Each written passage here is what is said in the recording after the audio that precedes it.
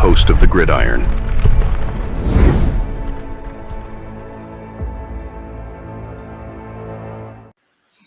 I mean, I looked the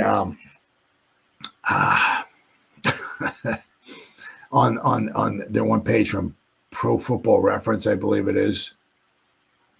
I looked at their injuries so far for this season. The Giants, I mean, guys that are listed as injured have an injury designation on a particular game, right? Whether they're doubtful, questionable, or out, or whether they got put on IR, right? Or if they have a injury designation, right? I think they have like 57 or 50, including this game here with the Colts. Almost 60 players that have had an injury designation so far this season, and 27 of them are on IR. And that doesn't. And the weird thing is that I read an article, like, once again, what was it? I guess it was maybe Tuesday. Something like it was. I think it was before Christmas that Layne was being put on IR. I think a torn meniscus, and he's done for the season. Well, now I'm seeing maybe he's not on IR. Maybe he might come. So I don't know. But he has an injury designation, but he's not on IR. But the Giants have, last time I counted, at one point in time, had 27 different guys throughout the whole season they're put on IR. Now, a couple of them, like from early on in the season, and they just like maybe they might have been on the practice squad. They were put on, they injured. They put them on injury reserve. They let them go. Maybe they paid them, injury payout or something, and they wound up letting them go. Now, I'll read off all the guys here who have been put on IR for the Giants throughout the season. Right? There's 27 of them. I mean, it's just ridiculous. All right, so we got Ryder Anderson. Remember him? He was put on early on and then obviously released. Gary Brightwell, early on, same thing with him. Yadni, I love this name, man. Yadni Kajust. Love that name. IR. Jashawn Corbin, remember him? Early. Chase Cota, right? IR. DJ Davidson. All right, who we got here? Graham Gano, remember what he 1, 2, 3, 4, 5, 6. He was 7 weeks on the IR. Our kicker. Basically, our kicker, who does nothing but kick. Missed almost half the season. He was on IR. Our kicker. That's almost as bad as having a water boy on IR for half the season. Trey Hawkins, Dennis Houston, Deion Jackson. He was early on, like training camp, I guess, or whatever. Tyree Jackson, Deontay Johnson. He was on IR for, my God. And then he took him off IR, and then he's been questionable he was questionable for 3 weeks. I mean, Patrick Johnson just got put on IR. Theo Johnson, right? Greg Joseph, Sexy Dexy, Isaiah McKenzie. Let's see, Tyler Newbin, unfortunately. Azeez Ojulari, there's a shocker there. Bobby Okereke, Gunnar Olszewski. I mean, did something to his groin. I mean, I don't know if somebody literally just ripped his groin out of his crotch or something. I don't know. It's just I can't even talk sometimes. It's absolutely amazing. Absolutely amazing. I have no idea. These guys are a epitome of health and all this stuff, and a punt returner just is gone for the whole. I mean, I can't even talk, man. It's just unbelievable. Elijah Riley, John Runyon Jr., Austin Schlootman, however you want to pronounce it. Kayvon, right? Andrew Thomas, and Armon Watts. And I said, Raheem Layne, I thought was supposed to be somewhere on here as far as an injury reserve, but he's apparently out for this game coming up. Now, they apparently have not put him on IR. I thought they did. I read an article earlier in the week where Raheem Layne was put on IR. But apparently that's not the case. So he would have been the 28th guy on IR. But we got 27 guys put on IR. All right, so I'm gonna rattle off. Let's see, I'm gonna count off. I think it's 57 guys that we've had injury designation for so far this season. Right. This, of course, this includes the guys on IR. So we got Matthew Adams, Ryder Anderson, Deontay Banks, Dane Belton, Gary Brightwell, Brian Burns, Yanni Kajust, Deshaun Corbin, Chase Cota, DJ Davidson, Tommy Chicken Cutlet Parmesan, Jermaine Illuminor, Cordell Flat, Bryce Ford Wheaton, Graham Gano, Jamie the Scottish Hammer, Trey Hawkins, Dennis Houston, Chris Hubbard, Dory Jackson, Deion Jackson, Tyree Jackson. This is unbelievable. You got 3 Jacksons and you got 3 Johnsons, right? Dory Jackson, Deion Jackson, Tyree Jackson, Deontay Johnson, Patrick Johnson, Theo Johnson. Wow. Greg Joseph, Dexter Lawrence, Raheem Layne, Drew Locke, Nick McLeod, Micah McFadden, Isaiah McKenzie, Darius Musav, Malik Neighbors, Evan Neal, Tyler Newman, Nacho, Aziz Ojolari, Bobby Okereke, Gunnar Olszewski, Andrew Phillip, Jason Pinnock, Elijah Rowley, Jordan Rowley, John Runyon Jr., Austin Schlotman, however you want to pronounce it, John Michael Schmitz, Devin Singletary, Darius Slayton, Aaron Stinney, Greg Stroman, Ty Summers, Kayvon Thibodeau, Andrew Thomas, Tyrone Tracy Jr., Armin Watts, D. Williams. I think I read that was 57 guys the New York Giants have had, 57 on injured. And includes this week here. I've had an injury designation. Now, just to show you, because I hate the Eagles, right? But just go to show you, okay, we want to compare, okay? So to have that many, you'd possibly doing something wrong, but you also have to be unlucky, right? Compared to the Eagles, who possibly have to be doing something right, but also are lucky. One of the reasons why, they have a very good team, don't get me wrong, but if they were as totally decimated by injuries as the Giants were, the Eagles would be nowhere they're at, right? So let me go over the Eagles. I said the Giants have had 27 guys on IR. The Eagles, okay, it's a much shorter list, so it's not hard for me to go over this here. So let me count the injured reserve guys here. Injured reserve. James Bradbury, he's been out all year for him. So we've got 1, 2, 3, 4, 5, 6, 7, 8, 9, 10, 11, 12, 13, 14. They've had 14 guys on injury reserve. We have 27. 1, 2, 3, 4, 5, 6, 7, 8, 9, 10, 11, 12. 14. They've had 14 guys. So basically, we have had about twice as many guys on injury. They've had 14. We have 27. As I said, I thought Raheem Layne was on there. So we almost had 28.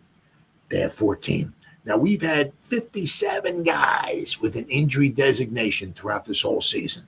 57. They have 1, 2, 5, 6, 7, 8, 9, 10, 11, 12, 13, 14, 15, 16, 17, 18, 19, 20, 1, 22, 23, 24, 6, 7, 8. They have 29, right? So basically half. We have 57 guys who have had an injury designation throughout the course of the year. They have 29, just about half. We have 27 guys put on IR. They have 14, once again, half. Now, the other thing that just kind of the kicker right in the crotch for us New Yorker fans, I mean, just basically where you're walking up to a guy, you got no cup on, nothing. You spread your legs and you walk up to another guy and just tell him, please kick me as hard as you can right in my crotch. And the guy goes, all right, sure. He winds up and, like Ronaldo or maybe Messi. They're pretty good with kicking balls, right? Just line up and just wail away on you, right? One good clean shot in the crotch. And you're down for the next 15 months because you just took a shot to the cojones, right? This just goes to show you what, right? Yeah, when you think of Saquon with the Giants, you think greatness and blah, blah, blah, blah, all that stuff. But you also think, the guy did have a tendency to get injured, didn't he? Yeah, right? nothing. Eagles, nothing. Not one time any injury, nothing. Not even nothing. An ingrown toenail 1 week, jock itch, nothing. A cold, nothing. With the Giants, he had all kinds of injury designated, this and that and that and that. Eagles, nothing. Absolutely nothing. Micah Becton, right? The only thing I think of when Micah Becton, the guy's like 37 foot tall. He weighs about 75,000 pounds. He's huge, right? Jets took him, in the first round, however many years ago. High draft pick. The only thing I think of him is injuries. And the guy, I remember, I could have swore it was one of the first games, if not the first game of the season, one of those years. He went on the field, whatever, played like a core, something like that, and blew something out or whatever. He missed the whole season. It was just unfreaking believable, the injuries he had with the Jets. Here he comes and plays with the Eagles. He had, let's see. Let me see. What game was it? One injury designation. The guy back then. He was out against Cincinnati. I don't, what do you have? He had a concussion. But when he's with the Jets, I'm curious. Can I pop him up here? Yeah, here we go. Let's pop him up here with the Jets. Let's go check this out. This is going to make me laugh. In 2022, he was out the whole season with a knee injury. The whole season. 2020, you got to give some. Okay, well, I was right. Okay, you got to give him some props. Right, 2020, that was his rookie year. He played in 14 games, started in 13, so he missed a few games due to injury. Okay, missed a few. All right, but the next season, first week of the season, this is the one I'm thinking of. 2021, he went out, and I don't know what it was. He did. He first game of the season. Didn't say how many snaps he played. No. First game of the season, he went out, he blew his knee out or something like that. He missed all season. So he missed the final 16 games of the 2021 season. He missed the whole 2022 season. Right? Then he came back and he played last year with the Jets. He played in every game, but I guess he missed just one game. But, I mean, he went 2 seasons in a row. 2 seasons in a row. Grand total of 34 games he played in one game. Here he comes with the Eagles. He misses one game. So that's when you know you're really kind of cursed. Oh yeah, he was injury prone. A huge human being. My God, does it say how tall he was? I mean, I know. He's just big freaking human being. 6'7", 363. Oh yeah, I mean, definitely overweight. Now you also got to kind of wonder. Once again, I remember what he said. Now, of course, you can say this, when you go to a team that's better and all that stuff and everything. But he did say, he said something along the lines of everything about MetLife Stadium stinks. Now, I don't know if he means the fans and the ownership and all of that, but I'm really sure. Yeah. Oh, yeah. But I'm really quite sure he's talking also about the turf as well, too. Now, the one thing is with the Eagles, now I've been in that stadium. It's a beautiful stadium. I can't stand the Eagles, but I got to give them 2 thumbs up. Beautiful stadium. Love the grass. I hate everything else about it, but I love it. It's beautiful stadium. But they got grass, right? The Giants, you got the 2 teams playing there. It's turf. Now, they can say all they want, about, this, that, and the other thing. A lot of the players seem to really like the grass. It seems to be a lot easier on their joints and all and everything. But you're right. But also, moving them in the guard, obviously that's huge. But they also have a very good offensive line coach. I can't remember. I know the first guy's name's Jeff, and it starts with an S. I can never remember his name, but he's a really good offensive line coach for the Eagles. So he really, it's like the Godfather, Patterson, really helping Sexy Dexy elevate his career, right? You get certain good coaches come in, But that guy, the coach for the Eagles, the offensive line coach, is really, really good. I'm sure he really helped them too. But that's true. But some of that too. It's like when you got these guys that freaking big, not all of them can play tackle, right? So if they have a hard time, slide them inside. We got a big human being, and they're going up against another big human being, right? But they don't have to worry about these edge rushers trying to come around the edge. These freakish athletes, that's what I'm kind of hoping we'll do that with Evan Neal. right? Slide the guy inside, put him in a guard. Let's see what the guy can do, right? But it's just unbelievable. I mean, how badly, and another example, kind of in a way, we'll never know exactly, but it's just kind of a small example would be like, just say, I got to feel, once again, you never know. You can always be one good or two sure. But if the Lions don't make it to the Super Bowl, good chance is the reason why is because of their defense. Their defense has been decimated by injuries. It'd be hard. Now they can score some points, but it's going to be interesting to see if their defense, which has been decimated by injuries, can stop the other. Because they'll have a hard time probably stop the Eagles, and the Eagles would put some points up. Minnesota can put some points up. Green Bay can put some points up. The Commanders can put some points up. So, with the Lions, like in the playoffs, they're going to the playoffs. Now, you don't know if they're going to be the number one seed or whatever like that. They still got 2 games left to go. But, they're going to have a hard time maybe stopping some of these. Because, how long has Aiden Hutchinson been out for? I've said this, I don't know how many times. If you look at the Thanksgiving Day game, the Bear-Detroit game, that would wind up being a great game. The second half was great. Whew. But if you looked at that game, it was in like almost every other play. There was a defensive line, like hobbling off the field. It was, and I even remember, I can't remember who the announcers were, but they kept bringing it up. The Lions are like thin on the defensive side, and here they go. They just lost another player. So, it really is a shame. Because sometimes it's not, are you good enough, right? Sometimes are you lucky enough, and do you have it? Are you lucky enough? Once again, a lot of the Lion players, maybe they got hurt because they were on turf. Who knows? So maybe the Eagles, and I remember the one year the Eagles went to the Super Bowl a couple of years ago. They were very, very healthy. Hardly had anybody injured. Once again, quite possibly, maybe it's the grass. Now that I know the Giants have a very difficult time trying to keep grass, and I don't know if Mara is going to, be able to do anything about it or not. But because he said when you have 2 teams playing on the same surface as the Giants do, pretty much almost every week. Sometimes the Giants play at 1:00 and the Jets are home for Monday night or something like that. That stuff happens. Or the Giants play Thursday and then the Jets play Sunday at 1. That happens.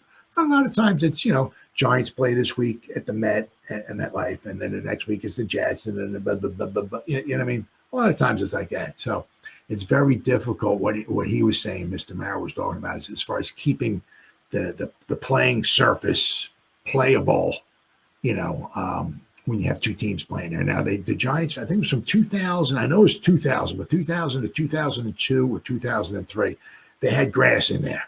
And of course, they had the Giants and the Jets in there, and it got to be very, very sloppy at times. I know there was a lot of times that Giants would just like running, or whoever they were playing, just running like large chunks of grass would just come. They like somebody would try to stop, and they would skid, and chunks of grass would go flying.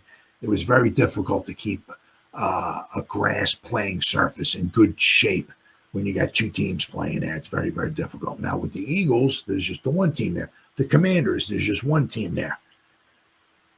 So I would love to see the Giants or whatever be able to go back to grass. But as far as I guess, as long as there's 2 teams playing in MetLife Stadium, quite possibly you might have to play with turf all the time. But you got, I don't know. You got to wonder, does the turf have anything to do with it? As I said, it almost doesn't even matter. The Giants could have the best team in the NFL. But, when you got that many injuries, that many guys going on, I don't know.